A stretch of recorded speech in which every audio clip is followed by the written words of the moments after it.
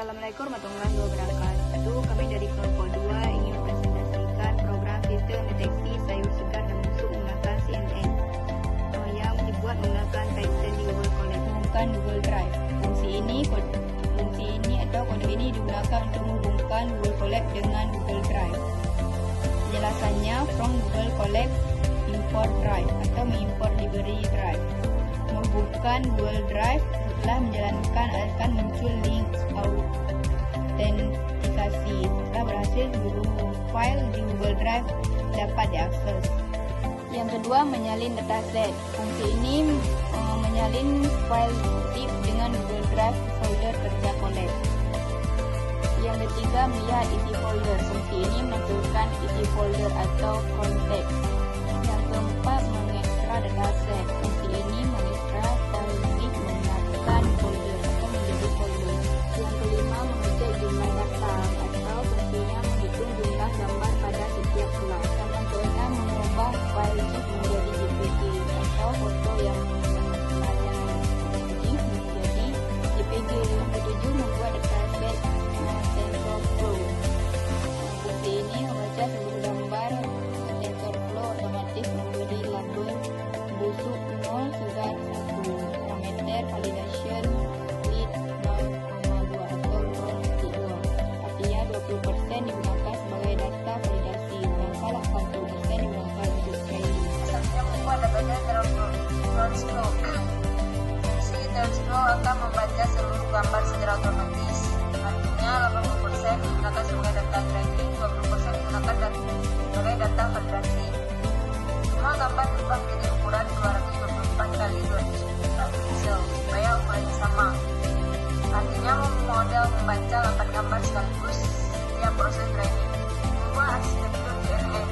Di sini model CNN dibangun layer 1, isi normalisasi gambar, nilai pixel 0 sampai 225, ubah menjadi 0,1%.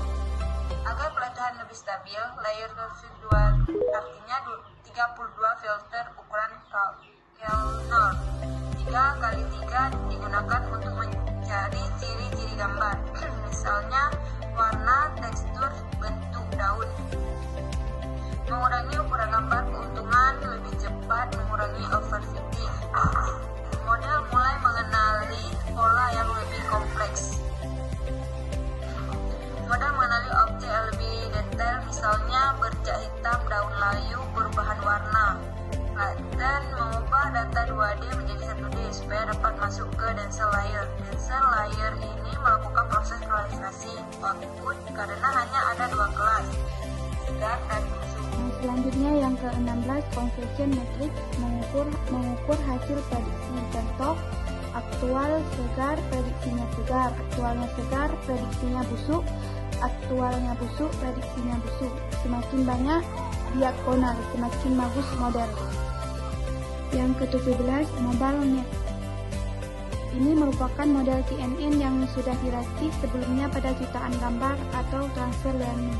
Keuntungannya, akurasi lebih tinggi, training lebih cepat, cocok untuk dataset yang tidak terlalu besar. Artinya, bobot mobile net tidak diubah saat training sehingga proses lebih stabil. Yang ke-18, load model, mengambil model yang sudah dilatih sebelumnya sehingga tidak perlu melakukan training ulang. Yang ke-19, fungsi deteksi. Fungsi utama aplikasi, langkah-langkahnya mengubah gambar menjadi RGB. Yang kedua, mengukur ukuran menjadi 224 kali 224. Yang ketiga, mengubah menjadi RGB. Yang keempat, menormalisasi nilai pixel ke rentang 0 sampai 1. Yang kelima, menambahkan dimensi depth. Yang keenam, melakukan prediksi menggunakan model. Yang ke-20, membuat website dengan radio digunakan untuk menyusun tampilan aplikasi web. Komponen yang dibuat meliputi Wordon, judul dan deskripsi aplikasi, image tempat pengguna mengunggah gambar sayur, button tombol deteksi, textbox menampilkan hasil analisis.